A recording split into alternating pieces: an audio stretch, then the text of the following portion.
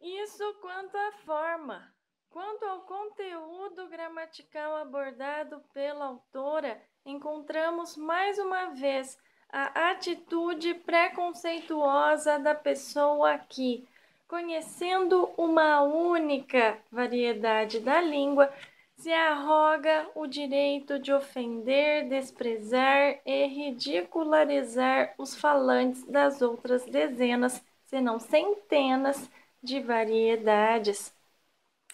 Mas já sabemos que o preconceito é fruto da ignorância, e o que Squarize faz questão de afirmar em seu texto é seu absoluto desconhecimento da complexidade dos fenômenos linguísticos. Temerosa de se aventurar na corrente vertiginosa do rio, que é a língua, ela prefere continuar presa à água estagnada e mal cheirosa de seu igapó.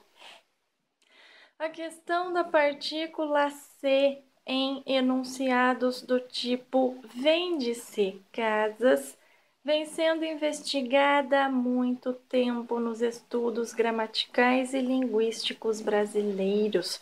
O que todos os estudiosos concluem é que, na língua falada no Brasil, no português brasileiro, ocorreu uma reanálise sintática nesse tipo de enunciado, isto é, o falante brasileiro não considera mais esses enunciados como orações passivas sintéticas.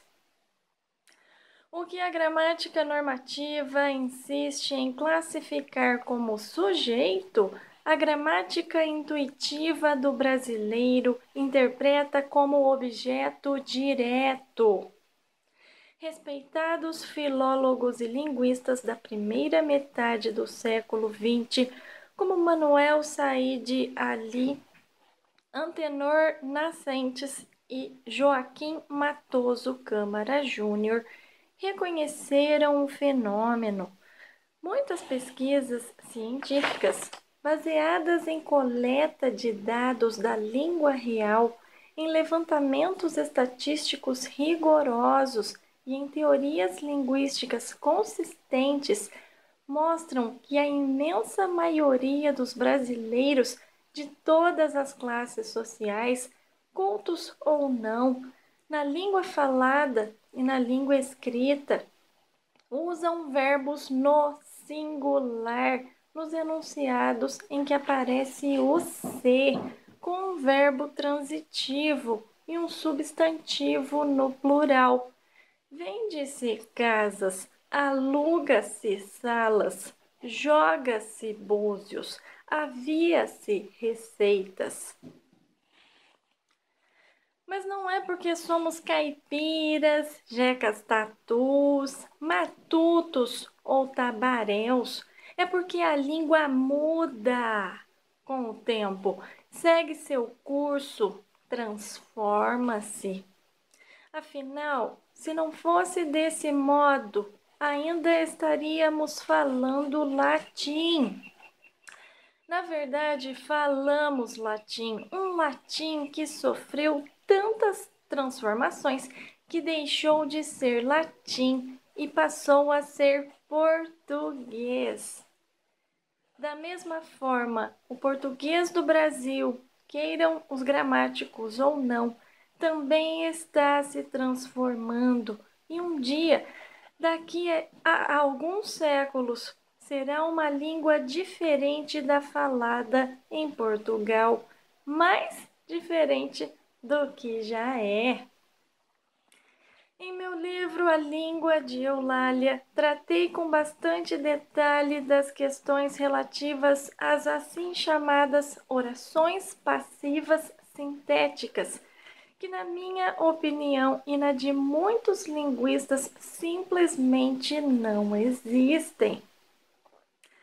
Me ocuparei aqui apenas do esfarrapado truque com o qual a autora da coluna Português ou Caipirês acredita ingenuamente resolver todos os problemas da fala dos caipiras, caipiras e mais caipiras.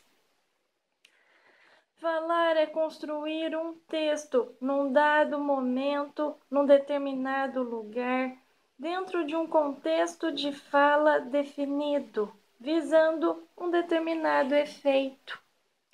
Quando o falante usa uma frase com a partícula se, ele quer se valer dos recursos que esse tipo de construção sintática lhe oferece para chegar ao efeito que visa provocar naquele determinado contexto. Trocar essa frase por outra é trocar também ao mesmo tempo o efeito visado. Há situações em que só as orações com se funcionam. Imagine um carro em cujo vidro traseiro lemos um cartaz escrito: vende-se. Se fôssemos aplicar o truque sugerido pelas gramáticas normativas, teríamos é vendido. Que efeito pode ter uma frase assim afixada num carro? Como disse Manuel Said Ali, ela só servirá para fazer o leitor duvidar da sanidade mental de quem a escreveu. Em outras ocasiões, apenas as orações na voz passiva atingem o efeito desejado. Animais mortos foram trazidos com a enchente. Aplicando o truque, animais mortos se trouxeram com a enchente. Alguém diz isso assim?